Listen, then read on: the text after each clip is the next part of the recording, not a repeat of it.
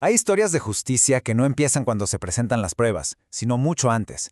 Historias en las que, para poder llegar a la verdad, primero hay que derribar un muro legal, uno casi invisible.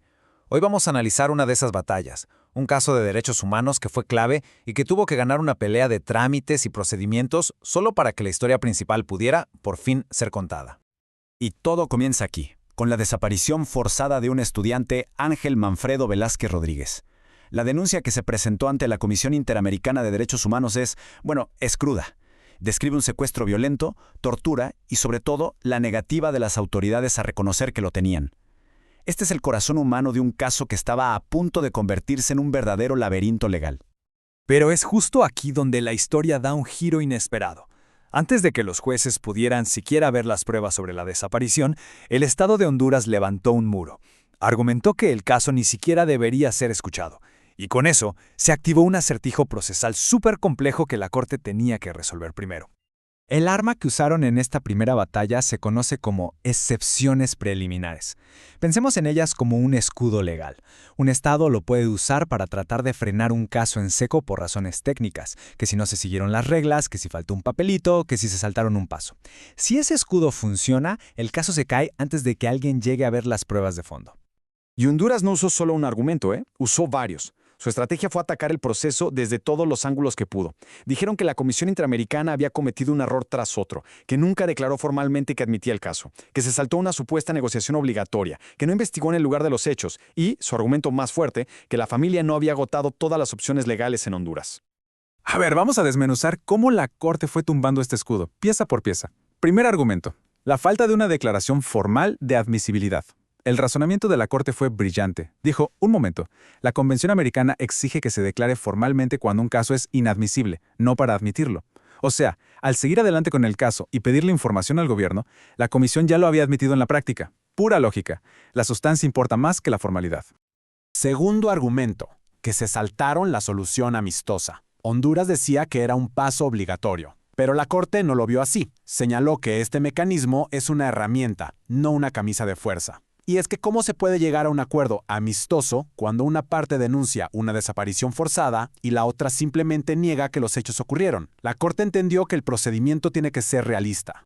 Y este patrón, ¿saben qué? Se repitió con las otras objeciones. La investigación en el terreno es opcional, no obligatoria. Una audiencia previa, solo si se necesita.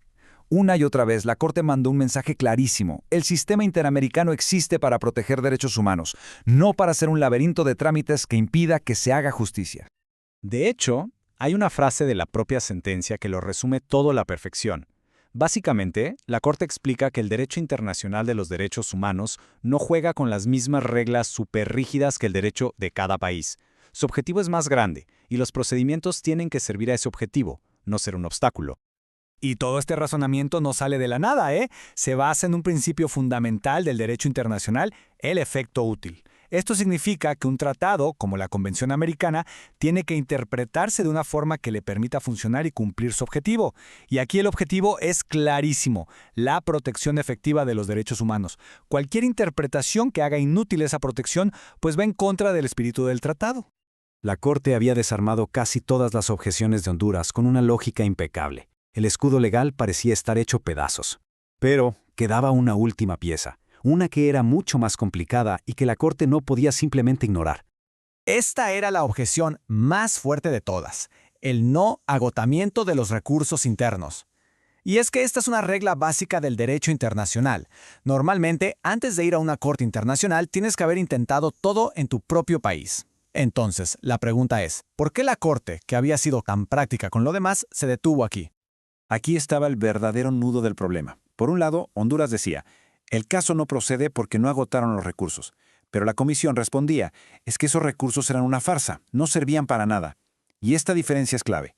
Ya no se estaba discutiendo un trámite, sino si todo el sistema de justicia de un país era efectivo o no. Y aquí es donde la Corte hace una jugada maestra, de verdad. Se dieron cuenta de que no podían decidir sobre esta objeción sin analizar el caso completo. Decir si los recursos eran efectivos o ilusorios era, en el fondo, juzgar si Honduras estaba cumpliendo con su deber de dar justicia. Así que, en una movida magistral, la Corte decidió no desechar la objeción, sino unirla al fondo del asunto. Lo que era un escudo para Honduras se convirtió de repente en parte de la propia acusación. Entonces, para que quede súper claro, el resultado fue este.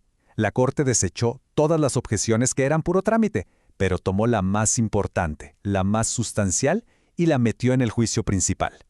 En resumen, las formalidades procesales para afuera, la efectividad de la justicia al centro del debate. La consecuencia de todo esto fue una frase muy simple, pero con un poder inmenso. Después de una larga batalla legal, el escudo fue perforado. El caso por la desaparición de Ángel Manfredo Velázquez Rodríguez iba a continuar. Al final, si lo vemos en perspectiva, la gran mayoría de los intentos de Honduras por detener el proceso simplemente fracasaron. La estrategia de usar las formalidades como un escudo fue derrotada, y eso permitió que la búsqueda de justicia por fin avanzara a la siguiente etapa, analizar los hechos. Y esto nos deja con una pregunta final muy interesante. Al decidir no responder de inmediato, sino unir esa objeción al fondo del caso, la Corte Interamericana no solo resolvió un problema, creó una herramienta legal poderosísima.